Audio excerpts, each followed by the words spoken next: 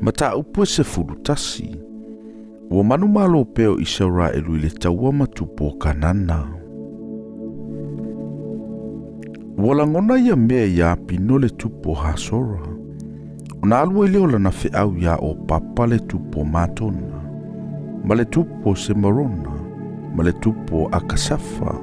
O tupo fo i le itu i matu o le atu maunga. Ma le ele launga tasi le itu i tonga o Kinereta. Ma le nuu maulalu. Ma nuu maululunga o toro i sisifo.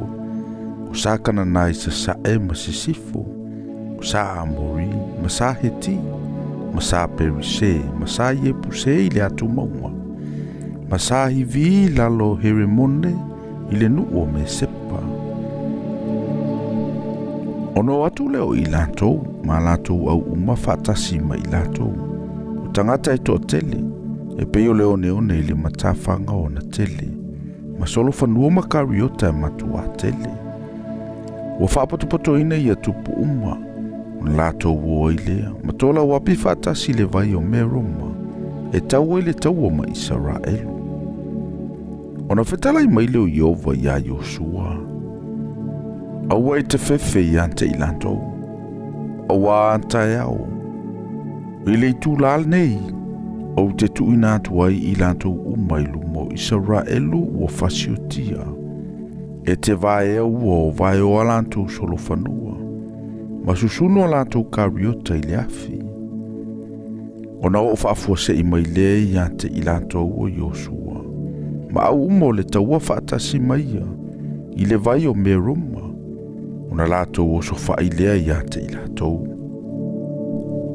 Ua tuuina mai fo i latou wa Iova i limo Israelu. Ona latou fasia leo i latou. Ma tulilo atu i ate i latou i saitonu le sili. Ma sepere fo maima. Ma le vanu o me sepa i sasae. Ma latou fasi i ate i latou.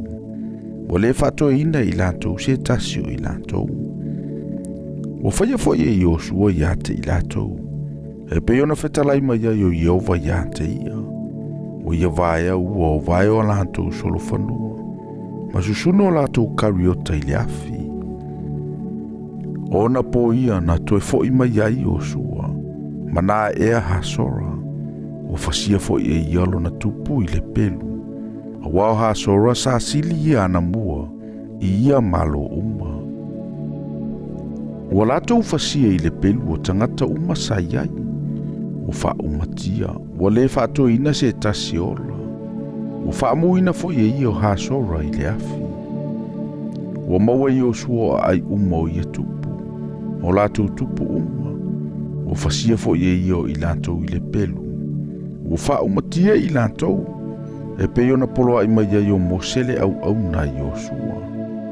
Na o ai uma e tu i alatou mea maupuepue. Ua le susunu ina i Israelu. Na o hasora lava o susunu ina i Iosua. O vete uma mai ia a ai. Ma manu. Ua vete e le whanaunga Israelu. A o tangata uma ua fasia i latou i le pelu. Ua wha umatia i latou. Ua le whaato ina i latou se tasi ola. E peo na whetalai mai o Iova ia Mosela na au. Sa whapea foi ona whai mai ai Mose i a Iosua. Ta whapea foi ona whai ai Iosua. Ua le tua ia se mea o mea uma. Na whetalai mai ai Iova ia Mose. Ua maua Iosua le nanu uma. O le atu maunga ma le itu i tonga uma. O le nu uma foi o kosena. Ma le nu uma ulalo. Ma le ele launga tasi. Ma le maunga o Israelu. Malona nu maulalo. E afua i le maunga o kalaka. E alua eise ira. E o atu i paala kato o i le vanu o le panona. I lalo le maunga o Hermoni. Ua maua fo i e ia o latou tupu uma. Na taia fo i latou e ia. Ma fasi o tia i ate i latou. Ua tau le tau i Iosua i aso e tele ma ia tupu uma. Ua le aise a aina whaalelei ma le whanaunga Israelu. Na o sahi vio ena nofo i kipe ona. Ua maua umai isi nuu i le taua. A wā mai a Yehova. Ona whaamaaina o lātou loto e o mai e tau le taua ma Israelu. Ne ia matua whaumatia i lātou. Ia lea lo whangia i lātou. Ia whaumatia i lātou e ia. E peo na whetalai mai ai o Jehova ia Mose. Ona po ia na aluan Tuai Iosua. Ma whaumatia sa anaki na i le atu maunga. Na i he perona foi. Ma tiperi. Ma anapi. Ma maunga umo o Yuta. Ma maunga umo o Israelu. O matua whaumatia Iosua i lātou ma lātou a ai. Wale totoe nisi o sa anaki le nu o le whanaunga Israelu.